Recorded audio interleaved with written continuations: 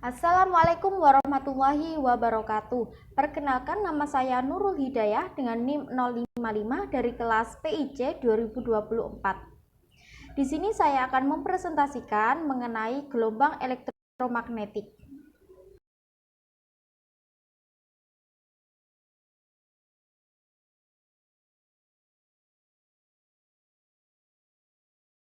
Hari ini cuacanya cerah ya kak? Iya, sama sekali tidak ada awan. Enaknya ngapain ya? Kakak, ayo kak dengerin radio. Boleh. Tapi radio kakak lagi rusak nih.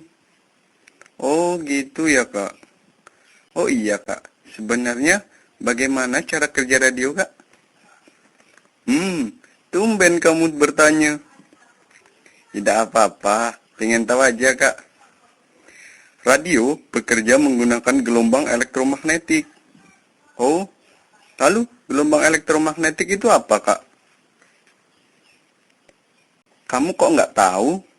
Gelombang elektromagnetik adalah gelombang yang tidak memerlukan medium untuk merambat, dapat merambat dalam ruang hampa. Oh, lalu bagaimana gelombang elektromagnetik bisa terjadi, Kak? Keberadaan gelombang elektromagnetik didasarkan pada hipotesis Maxwell, yaitu jika medan magnet dapat menimbulkan medan listrik, maka sebaliknya, perubahan medan listrik dapat menyebabkan medan magnet. Kebenaran hipotesa Maxwell tentang adanya gelombang elektromagnetik pada akhirnya dibuktikan oleh Heinrich Hertz. Heinrich menemukan cara menghasilkan gelombang radio dan menentukan kelajuannya. Oh gitu ya kak. Lalu adakah sifat-sifat gelombang elektromagnetik kak? Ada. Sifat gelombang elektromagnetik diantaranya 1. Gelombang elektromagnetik dapat merambat dalam ruang hampa atau ruang tanpa medium. 2. Merupakan gelombang transversal. 3. Tidak memiliki muatan listrik sehingga bergerak lurus dalam medan magnet maupun medan listrik. 4. Dapat mengalami pemantulan, pembiasan, perpaduan, pelenturan, dan pengutupan. 5. Medan listrik dan medan magnet sefase dan berbanding lurus.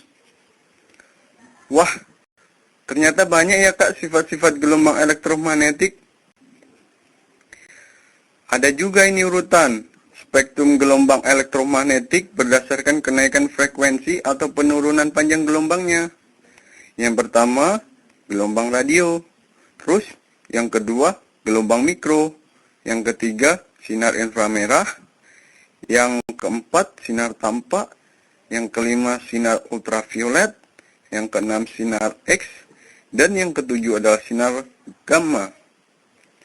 Dan bahwa cepat lambat gelombang elektromagnetik berbanding lurus dengan frekuensi dan panjang gelombangnya. Ya, saya tahu artinya kak. Berarti jika frekuensi atau panjang gelombangnya besar, maka cepat lambat gelombang elektromagnetiknya besar juga kan kak? Pinter adik aku ini ya. Terima kasih kak atas ilmunya hari ini. Oh iya, sama-sama dek.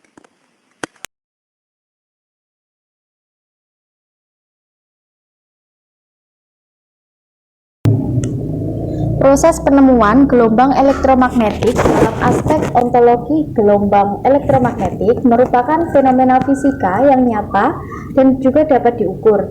Penemuannya itu diawali oleh teori Maxwell yang meramalkan keberadaan gelombang elektromagnetik melalui persamaannya, lalu dibuktikannya oleh eksperimen Heinrich Hertz. Selanjutnya epistemologi, yaitu pengetahuan tentang gelombang elektromagnetik yang diperoleh melalui metode ilmiah, yaitu teori, eksperimen, dan serta pengujian. Maxwell kemudian menyusun persamaan matematis yang menunjukkan bahwa medan listrik dan magnet dapat merambat sebagai gelombang yang kemudian diverifikasi oleh Hertz. Selanjutnya yaitu aksiologi. Penemuan gelombang elektromagnetik berdampak luas dalam kehidupan, seperti dalam teknologi komunikasi seperti radio, televisi, dan juga internet. kesehatan sinar X dalam medis dan industri atau microwave dan radar. Dalam pembelajaran ilmu pengetahuan alam, konsep ini digunakan untuk memahami spektrum elektromagnetik dan juga aplikasinya. Selanjutnya yang nomor 2 yaitu klasifikasi gelombang elektromagnetik. Gelombang elektromagnetik termasuk dalam sains karena yang pertama itu penemuannya melalui metode ilmiah, prediksi teori Maxwell, eksperimen Hertz. Dapat diuji dan direplikasi melalui eksperimen. Memiliki aplikasi luas dalam teknologi modern. Gelombang elektromagnetik bukan pseudosains atau agama karena tidak berbasis kepercayaan, mitos, atau asumsi tanpa bukti. Selanjutnya yaitu metode yang digunakan dalam proses penemuan gelombang elektromagnetik. Yang pertama dengan metode deduktif. Maxwell menggunakan prinsip-prinsip fisika dan matematika untuk merumuskan teori gelombang elektromagnetik sebelum eksperimennya itu dilakukan. Yang kedua, Maxwell menggunakan metode induktif. Hertz membuktikan keberadaan gelombang elektromagnetik melalui suatu eksperimen, mengamati pola gelombang dan mengonfirmasi prediksi Maxwell. Yang ketiga, menggunakan metode ilmiah. Proses penemuan gelombang elektromagnetik melibatkan observasi, perumusan, hipotesis yang dilakukan oleh teori Maxwell dan eksperimen yang dilakukan oleh Hertz, analisis data dan penerapan hasil dalam kehidupan sehari-hari. Nah, gelombang elektromagnetik itu jenisnya juga bermacam-macam, nggak cuma cahaya tampak yang bisa kita lihat tampak mata.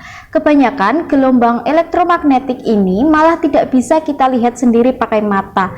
Seperti contohnya dari matahari juga dapat datang gelombang ultraviolet atau sinar UV yang cukup berbahaya bagi kulit kita.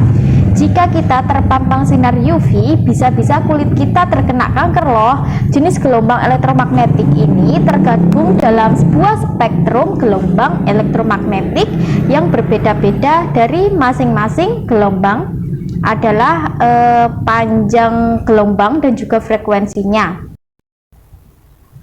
Jika semakin besar panjang gelombangnya, maka semakin kecil frekuensinya, dan bila semakin kecil energi yang dia bawa atau yang dihasilkan. Tapi apapun jenis gelombang elektromagnetiknya, semua bakal merambat dengan kecepatan yang sama, yaitu kecepatan cahaya atau C. Kecepatan rambat ini punya hubungan erat dengan panjang gelombang dan frekuensinya. Kecepatan cahaya atau C sama dengan panjang gelombang atau lambda dikali frekuensi gelombang atau F. Karena kecepatan cahaya itu konstan, yaitu 299.792 km per detik.